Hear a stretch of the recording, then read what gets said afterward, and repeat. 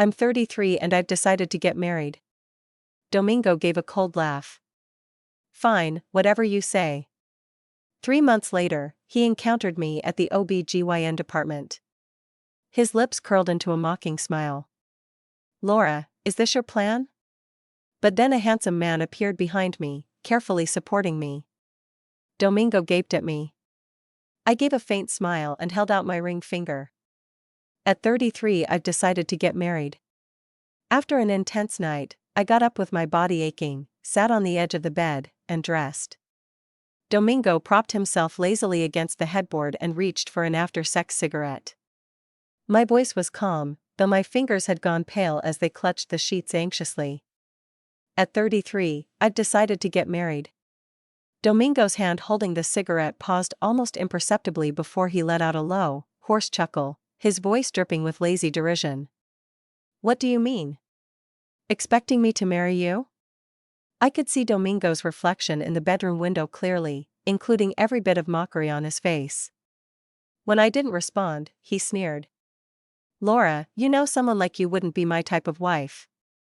That last flicker of hope within me vanished, leaving only a quiet sense of release. After a long silence, I said, well, wish me happiness then. Domingo understood immediately and said offhandedly. All right, if you say so. He threw off the covers and headed to the bathroom. The loud slam of the door sealed us off from each other. I picked up my canvas bag and took the few clothes I'd left in his closet to change into. The clothes and jewelry Domingo had given me were left untouched in the wardrobe. I didn't take them. They were never mine. The money Domingo had given me over the years would allow me to live comfortably for the rest of my life. Call it compensation for my youth. When Domingo emerged from the bathroom, the room was utterly silent. Only his own clothes remained scattered on the floor, as though no woman had been there at all.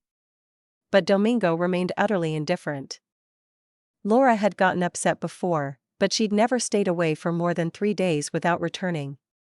Domingo wasn't worried, sure she couldn't live without him. He wasn't sure whether he loved her. But he knew for sure, Laura loved him to death. The next day I submitted my resignation and booked a flight to a coastal city. There's nothing a vacation can't fix. If one isn't enough, just take 2. When I arrived at the seaside, it was already getting dark, and I booked a homestay. The inn had a swimming pool, similar to the private pools Domingo had taken me to before. But his friends didn't like me, so I'd always sit alone by the pool sipping a drink. But this time, wearing a bikini I'd just bought from a roadside shop, I got into the pool. I learned to swim as a child. I wasn't very good, but I could barely keep myself afloat. As I swam, I noticed a small opening on one side of the pool that seemed to lead to an even larger one. And a faint hint of lemon wafted from that direction. To my delight, I discovered this and held a hidden surprise for me.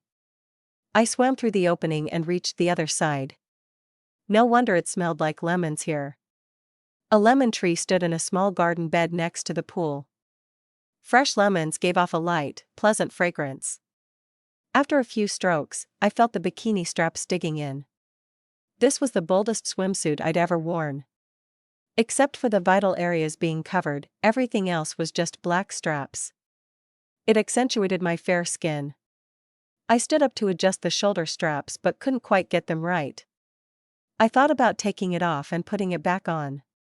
Just as I pulled my top off, a deep husky voice came from behind me. What are you doing getting undressed in my house, young lady? The voice from behind made my hair stand on end. Instinctively, I whirled toward the sound. Even covering my chest, I knew cleavage like mine couldn't be hidden. The man behind me was breathtakingly handsome. His expression registered a momentary flicker of surprise but quickly returned to normal. Averting his gaze. You've swum into my place. I was embarrassed and hurriedly added, so sorry, I got the wrong place. I'll leave straight away. I turned and started back the way I had come without another word. But I could still feel his piercing gaze burning into my back. That night as I lay in bed, my mind drifted to the man. With tousled hair, a defined nose, full lips, and well-defined muscles. He radiated mature masculinity. I shook off my silly thoughts and drowsily drifted off to sleep. But I was woken up in the middle of the night by the urgent ringing of my phone. Groggily, I fumbled for the phone and hit answer. It was Domingo's familiar voice on the line. He sounded drunk. "Laura, come pick me up from the bar." In the past I would have rushed over at the drop of a hat to babysit him. But now I felt nothing but annoyance at being disturbed. I rubbed my drowsy temples in annoyance, my voice devoid of emotion. "Domingo, we're over. Go find your new girl." Without waiting for a response, I hung up and turned over to go back to sleep. At the bar, Domingo's face darkened as the call got cut off. Domingo clenched his phone, his frustration palpable. Chenin, sitting beside him, failed to notice Domingo's unusual reaction. He asked curiously, "Domingo, is Laura coming soon?" Another person chuckled mockingly. "With Domingo's charm?" Domingo drew the woman close, and she nestled softly against him. He grinned smugly. "I got bored with her ages ago. I just called a new girl to pick me up, time to spice things up tonight." The group burst into laughter. "Domingo, you're the man." I spent a few days in Sanya before returning to my hometown. With my remaining savings, I bought a small 2-bedroom apartment for myself. I had always dreamed of opening a dessert shop, and now I can finally make it happen. I rented a storefront on a nearby street and renovations soon began. During this time I kept myself busy. I enrolled in a premium membership at a matchmaking agency. Everything I'd said to Domingo was true. I really did want to get married. I also wanted a child of my own. The agency moved fast. In just 2 days, they had me on 3 dates. The first was a small business owner whose every gesture radiated an air of superiority. At 38, his bald spot glared so brightly it was practically blinding. The third candidate was a salaried worker roughly my age. He was plain looking, but throughout the date, he constantly inquired about my savings. His eyes lit up the moment I mentioned owning an apartment. And proposed we get married right away. I smiled and told him, "We don't really know each other yet. We should slow things down a bit." The third was a university professor, but I froze in place when I saw this person. It was actually the man I met in Sanya. I learned from the matchmaking agency's information that his name was Benjamin Chen and he is 35 years old. Benjamin wore a crisp black suit and gold-rimmed glasses, his hair neatly combed back to reveal a smooth forehead and a straight, well-defined nose. Revealing a smooth forehead and a high nose bridge. One must admit, his looks are exceptionally attractive even outside a dating context. "Ms. Laura?" Benjamin said with a flicker of surprise in his eyes. I nodded, and he sat down across from me. After I nodded, Benjamin sat down across from me. I forced an awkward smile at the man before me. "Mr. Benjamin, what a coincidence." Confused, I asked, "Mr. Benjamin, are you feeling warm?" But I noticed the tips of his ears turning red. "Mr. Benjamin, are you feeling warm?" I asked, puzzled. Benjamin gave a light cough, his voice low and husky. "I'm fine." The matchmaking scene had no shortage of beautiful women, but I'd never seen a man as handsome as Benjamin resorting to blind dates. Though beautiful women are common in the dating scene, it was my first time coming across such a handsome man looking for a partner. Benjamin sipped his coffee, his dark eyes meeting mine.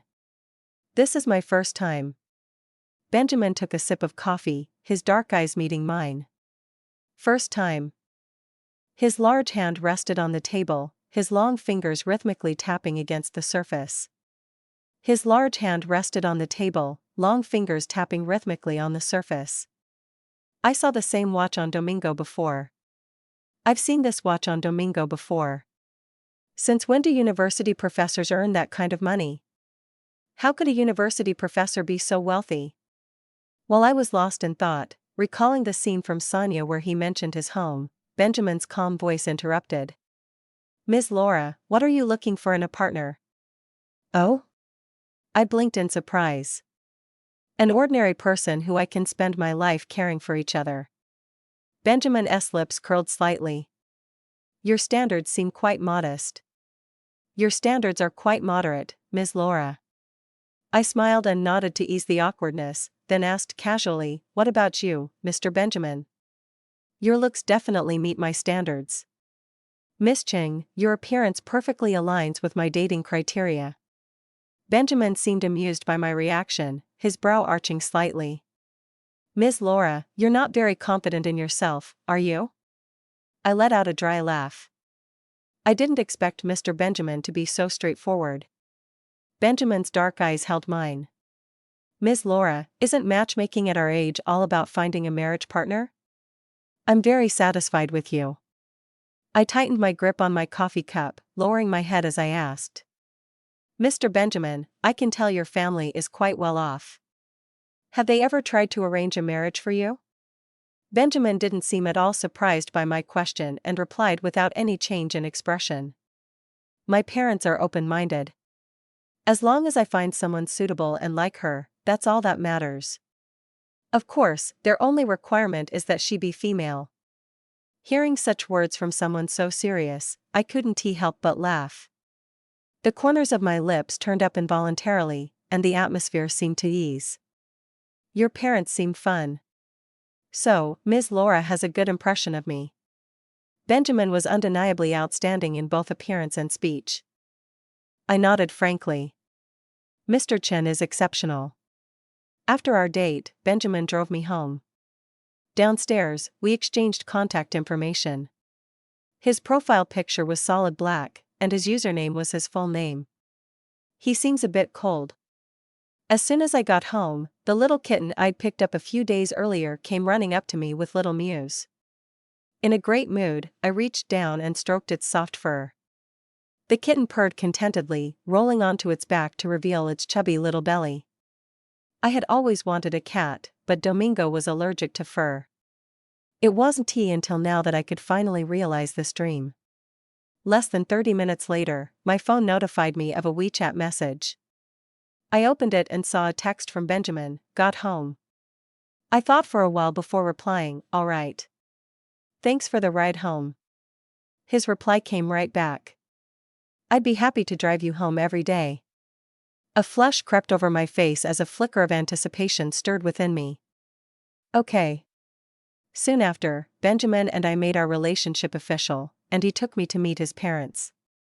The moment Benjamin's mother saw me, she beamed with joy and held my hands tightly, unwilling to let go. Her perfectly maintained features radiated a kindly smile. "Laura, if this rascal hadn't brought you home today, I would thought he'd made you up."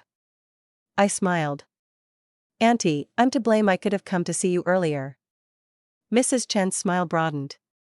"Please feel free to visit me often, dear. We can go shopping and enjoy some delicious food together." The atmosphere at the Chen household was warm. Although Benjamin's father wasn't talkative, he smiled and watched my interactions with his wife throughout. Their home was evidently a sprawling, top-tier luxurious estate. When we became exclusive, Benjamin told me his family ran one of the top enterprises in City A. Most of the company's business was still managed by his father, allowing Benjamin to work as a university professor. He said he enjoys teaching and won't give it up when he takes over the company. After lunch at the Chan residence, heavy rain suddenly began to pour down. Concerned about travel safety, Mr. and Mrs. Chan insisted we stay for dinner. Having spent the entire afternoon with them, I was getting used to the warm and easy atmosphere of the Chen household. When the housekeeper brought out an array of beautifully plated dishes, I couldn't resist snapping a quick photo. Only after taking the photo did I realize it had captured Benjamin's arm ladling soup into my bowl. His forearm had well-defined muscles with veins subtly visible, clearly indicating someone who exercised regularly. His slender, well-defined fingers held the soup bowl. As the trending saying goes, hand lovers, rejoice. Feeling pleased with my photography skills, I shared my first WeChat moment since my split from Domingo, as wind arrives, awaiting rain's end, with the photo attached. After posting, I put my phone down.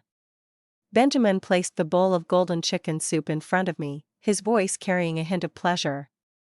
The housekeeper simmered it with medicinal herbs. "It's warming, have some more." As I gazed blankly at Benjamin, a memory suddenly surfaced, one from just a short while ago. That night I was woken by excruciating period pain, so intense that I felt dizzy and on the verge of fainting. Having lost both my parents and with no friends or relatives in this city, I had no one to turn to for help except Benjamin. He picked up quickly, his voice hoarse from sleep. His voice was hoarse from sleep, but his tone remained calm, without a trace of irritation. "Laura, what's wrong?" At that moment I was in too much pain to control the tremor in my voice. "Mr. Benjamin, could you please buy some painkillers and bring them over? I can't move at all right now, otherwise I'd get delivery." Benjamin's tone turned abruptly urgent. I could hear the rustling as he got dressed. "Laura, what's wrong? Where does it hurt?" "I'll be right there," I said weakly. "It's nothing serious. Just buy me a box of painkillers." Benjamin arrived quickly since I'd already given him my door code. When he arrived, he found me lying pale-faced on the bedroom bed. Perhaps I looked so dreadful that he must have been shocked by my appearance. A flicker of panic crossed his usually composed face. His voice, though steady, carried a sense of urgency. "Laura, are you okay? I'm taking you to the hospital." Saying this, he scooped me up from the bed. Seeing that I was only wearing a thin nightgown, he quickly wrapped me in his oversized coat. Feeling groggy and in pain, I was barely aware as Benjamin took me to the hospital. After receiving in 4 drip, the pain gradually subsided. After diagnosing the cause as consuming cold foods during the premenstrual phase, the doctor looked over at Benjamin beside me before finally saying in a measured tone, "Regular sexual activity can significantly alleviate menstrual pain." My face, pale from the pain, suddenly flushed with heat upon hearing the doctor's words. Flustered, I quickly tried to explain. "No, doctor, he's not." Before I could finish, Benjamin interjected, his voice calm but firm. "All right, understood. Thank you, doctor." That night when Benjamin drove me home, I was deeply embarrassed. Thankfully, he didn't say anything about it. As I looked at the steaming bowl of chicken soup before me, a wave of warmth spread through my heart. It had been so long since I last felt truly cared for by someone. I smiled and looked at Benjamin. "Professor Chan, you're really thoughtful." After dinner, the rain had let up but hadn't stopped completely. Mrs. Chan insisted that Benjamin and I stay overnight. Unable to refuse, I glanced at Benjamin. He merely watched me with a knowing smirk, clearly amused and deliberately saying nothing. Mrs. Chan specifically told the housekeeper not to prepare a guest room, saying I could stay in Benjamin's room. Since we had already met each other's parents, staying together seemed perfectly natural. I didn't say anything, but when I entered Benjamin's room, I suddenly got nervous. Benjamin wasn't back yet since his father had taken him aside for some company business. I quickly washed up in the bathroom. Benjamin's mother brought me a brand new pajama set. Mrs. Chen handed me a brand new set of pajamas. When I put them on, I realized they were too small and uncomfortably revealing. It was a 2-piece set, a spaghetti strap nightgown with a matching long-sleeved robe. But the nightgown barely reached mid-thigh. One wrong move and I'd be exposed. Afraid it might ride up, I self-consciously tugged down the nightgown before scrambling under the covers. Finally checking my phone, I was stunned to see my WeChat moment had blown up with 99+ notifications. Curiously, I clicked to check, since I'd never gotten so many likes before. When I opened it, I realized that besides some likes from former classmates and colleagues, the rest were comments from Domingo's group of so-called friends. Holy crap, did I see that right? Is that a man's hand? Laura isn't serious about this, is she? Domingo's gonna flip out when he sobers up tomorrow morning. Domingo is in another woman's embrace right now. Why would he still think of her? Yeah, Domingo can have any woman he wants. This isn't Laura playing hard to get, is it? She's really cunning. Huh. Just another cheap trick women play. I can't wait to see Laura come crawling back to Domingo. Can't wait to see that happen. Ha ha ha. Looking at the chaotic mess in the comments section filled me with irritation. I had never bothered to delete Domingo or his friends before because I didn't see the need. Thanks for your concern, but you'll be disappointed. I intend to be perfectly happy. I immediately blocked and deleted every one of them. That trash should have been out of my life long ago. Just then, the sound of the door opening came from the entrance, followed by familiar footsteps approaching. Feeling nervous, I shut my eyes and pretended to be asleep. The footsteps paused beside the bed for a moment before heading toward the bathroom. The bathroom door opened again shortly after, and then the other side of the bed sank as Benjamin's familiar scent drifted over.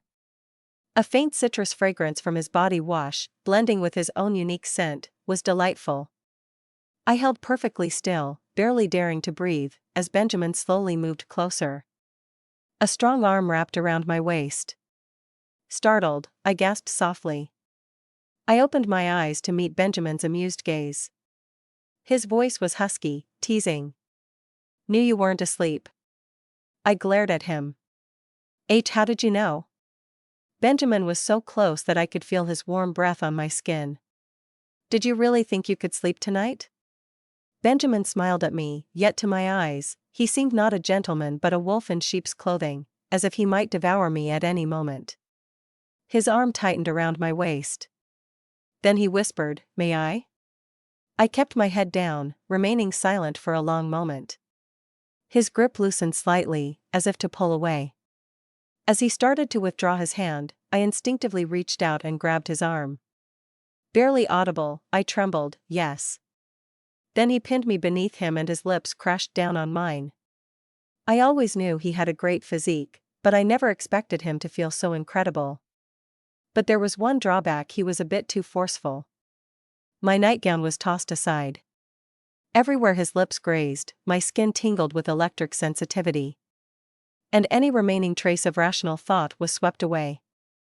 A flush spread across my face, burning hot all the way to my ears. That night we both surrendered to wild abandon. Afraid we'd be overheard, I desperately tried to stifle myself. But the more I tried to hold back, the more excited Benjamin became. Early in the morning, a phone rang sharply. I was so tired that I just stayed curled up under the blankets and went back to sleep. Benjamin slipped out of bed carefully, still beside me, and walked to the balcony to answer the call. His morning voice was groggy and husky. "Hello?" On the other end of the line, clearly unnerved by the unfamiliar voice, the caller hesitated. "Who are you? Where's Laura?" Benjamin frowned, losing patience. "She's sleeping." "Who is this?" "She's sleeping? What happened between you two last night?" Benjamin scoffed mockingly. "We're getting married. What's strange about us being together now?" After a moment of silence, the caller sneered, "Laura, you're truly desperate. Do you think such cheap tricks will make me jealous? Women like you are a dime a dozen. I could snap my fingers and find another just like you."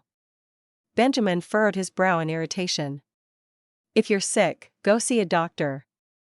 Don't act crazy on the phone," he snapped, hanging up immediately. He stared at the number on the screen for a moment, lost in thought, before returning to the bedroom. I was still asleep. Benjamin gathered me into his arms with a satisfied smile. I didn't wake up until nearly 10 in the morning. The moment I saw the time, I bolted upright. Benjamin, who had been lazily playing with my hair beside me, startled at my sudden movement. "What's wrong?" I put my hands to my head in frustration. "This is my first time staying at your place, and I overslept. What should I do?" Benjamin chuckled. "Don't worry, my parents don't mind. Sometimes they get up around this time too and they understand these things." Noticing the teasing look in Benjamin's eyes, I blushed. "Oh, stop it," I said. Benjamin told me about the call later. I had no trouble guessing it was Domingo. In the past, I would have seen his jealousy as a sign that he cared. But now, I just find it childishly ridiculous. Because of that night, things between Benjamin and me took off. He began finding all sorts of excuses to stay over. Even my kitten adored him, always rubbing against his legs whenever he came over. It made even me, her owner, a bit jealous. Soon the wedding date was finalized. We invited only immediate family and close friends from the Chen family, holding our forest-themed ceremony on a grassy field, exactly the wedding I'd always envisioned. As he walked toward me, it felt like happiness itself was beckoning to me. That evening, still tipsy from the wedding celebrations, Benjamin pressed me down onto the bed and gently stroked my cheek with his large hand. "Finally, you're mine," he whispered, his voice thick with contentment. After our wedding, my dessert shop opened as scheduled. The desserts I made quickly became popular with nearby college students, and just as the business was gaining traction, I discovered I was pregnant. Staring at the 2 lines on the pregnancy test, my hands trembling, I texted Benjamin, "I think I'm pregnant." He replied almost instantly, "What?" I sighed in exasperation. "Pregnant." I even sent a photo of the pregnancy test. Benjamin responded with a single black-faced emoji. Confused, I asked, "What do you mean?" "Ugh, I just settled into married life and now this little one's trying to steal you away. So annoying." I burst out laughing at his childish words. "Seriously? How childish can you be?" Benjamin replied, "That's fine, having the baby sooner is actually better for your recovery. I'm leaving work now to take you to the hospital." "No rush, I won't relax until we get you checked out." Soon Benjamin's car pulled up outside my dessert shop. After briefing the staff, I left with him. At the hospital, the examination proceeded without a hitch. I was 5 weeks pregnant, and the baby was in good health. Thinking back, I realized the baby was conceived that night at the Chin house. As the doctor briefed Benjamin on pregnancy care instructions, the overpowering disinfectant odor in the room made me slightly queasy. I grabbed my bag and headed out to wait for him. But the moment I stepped out the door, I came face to face with a familiar person. Domingo leaned against the hospital wall with a look of irritation, but when his eyes landed on me, they lit up. But when his eyes fell on the maternity ward sign behind me, his initial delight twisted into cold mockery. "Laura, what's your game?" I instantly understood what he meant. I smiled and was just about to respond when a familiar voice interrupted from behind, "Why are you standing here? Go sit down and wait for me." Benjamin wrapped his arm around my waist and took my bag. "You're too thin," he said. "You need to eat more." Domingo watched our interaction with disbelief written all over his face. After a long pause, he finally spoke, his voice trembling, "Who is he?" I raised my hand to show my wedding ring. Smiling serenely, I said, "I'm 33 and married." Domingo's eyes remained fixed on my ring, his expression disbelieving. "No, impossible. Laura, you love me. How could you possibly marry someone else?" Benjamin frowned at the deranged man and pulled me tightly into his protective embrace. Lowering his head, he whispered, "Who is this?" I smiled gently. "Just an ex-boyfriend, I suppose." But that smile seemed to sting Domingo deeply. He strode forward, glaring at Benjamin with malice. "You have no idea how your wife acted around me before," he spat venomously. "She was utterly devoted to me. We explored every intimate position." "Domingo!" I snapped, cutting him off as I glared at him with shock and disgust. Never in my life had I imagined he could sink this low, publicly humiliating me just to belittle me. I was shaking with anger, casting a wary glance at Benjamin. Benjamin's dark eyes were inscrutable as he gave my back a gentle pat. His gaze darkened as he turned to Domingo, a slow, mocking smile curling on his lips before he spoke. "Seems my wife had terrible taste back then to end up with a scumbag like you." With bloodshot eyes darkening with rage, Domingo threw a punch at Benjamin. But Benjamin seemed prepared. He caught Domingo's fist mid-air and instantly retaliated with a sharp punch.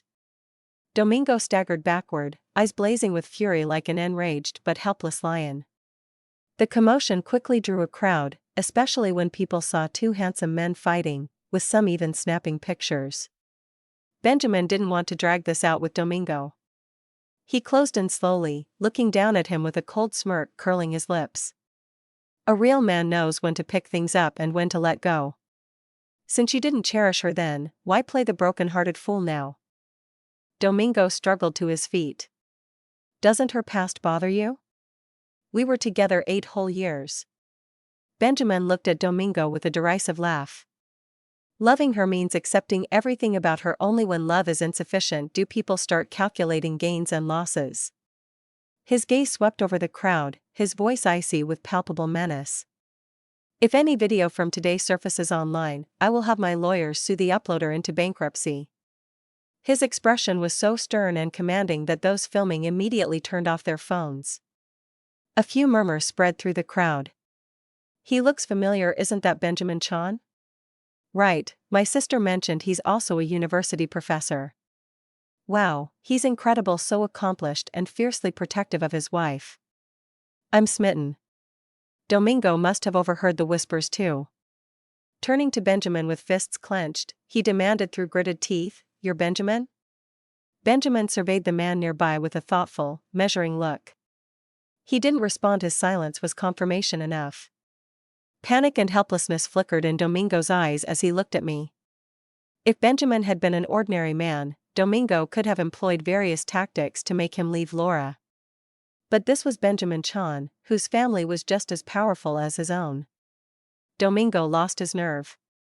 In desperation, his voice wavered as he pleaded, "Laura. I know you're only with him to spite me. Please come back. I'll marry you." I frowned and was about to speak when a girl dashed over from nearby, rushing to Domingo's side to help him up. But Domingo shoved her violently aside. Already pale, she looked ready to shatter when she hit the ground. Doubled over in pain, she pleaded, "Domingo, my stomach, it hurts so terribly." A second later, bright red blood stained her white dress. Security guards quickly restrained Domingo and rushed the girl to the emergency room. As I turned to leave, Domingo clutched my coat hem, tears glistening in his eyes. "Laura, I was wrong. Give me another chance." I wrenched my clothing from his grip and met his gaze with calm eyes. "Domingo, it's over. Cherish who's with you now." When we left the hospital, Benjamin carefully supported me, guiding me gently, but he didn't say a word. A pang of unease shot through me. Finally, once we were in the car, I managed to ask softly, "Are you regretting it?" Benjamin looked at me blankly. "Regretting what?" I swallowed hard, my voice trembling. "Regretting us?" Benjamin suddenly became flustered. "What's wrong? Are you feeling unwell?" "I'm fine," I insisted, my voice trembling. "Answer my question." Benjamin frowned. "Why on earth would I regret it?" "I regretted not telling you about my past and letting you marry me while being kept in the dark about it." Benjamin gave a wry chuckle and gently wiped the tears from the corners of my eyes with his large hand. His voice was low, husky, and playfully challenging. "Laura dear, do you think I wouldn't have found out about your past already if I wanted to know? I've known about you and Domingo for ages." I looked at him in confusion. "How did you know? Your social circles don't seem to overlap." Benjamin gently tapped the tip of my nose. "The circle's smaller than you'd think. Some things you just know without asking." I started to speak, but he cut me off with a low chuckle. "What if I told you I had my eye on you even back when you were chasing after Domingo?" "What?" I was so stunned that I could only stare at him blankly. Benjamin leaned in, pressing his forehead gently against mine as our breaths mingled. I heard him whisper, "I've liked you for a long time." Later I learned that Domingo ran into me at the hospital that day because he was there with his new girlfriend for her abortion. That shove sent her straight to the ICU. Her body was extremely vulnerable after the abortion, and Domingo had used all his strength in that push. Because there were so many spectators that day, the incident quickly blew up. To minimize the negative public backlash, Domingo's family quickly sent him abroad to gain experience at an international company branch, ensuring he wouldn't return for at least 3 to 5 years. On the day Domingo left, he called me from an unfamiliar number, and I answered without hesitation. For a long time there was silence on the other end. Just as I was about to curse at the caller for being crazy, Domingo's hoarse voice came through. "Laura, if I had told you back then that I wanted to marry you, would I be with you now? Even if we had gotten married, Domingo, it wouldn't have lasted. I realize now I never loved you." Infatuation isn't love. A pause. Then, his voice trembling, Laura. I smiled faintly. Goodbye, Domingo. Have a safe journey, and let's never see each other again. After hanging up the phone, I saw Benjamin in the kitchen busily preparing a pregnancy meal for me. I walked up behind him, wrapped my arms around his firm waist, and pressed my cheek against his back. Softly, I murmured, Benjamin, now that you've gotten involved with me, you're stuck with me for life. Benjamin chuckled softly. That's exactly what I was hoping for.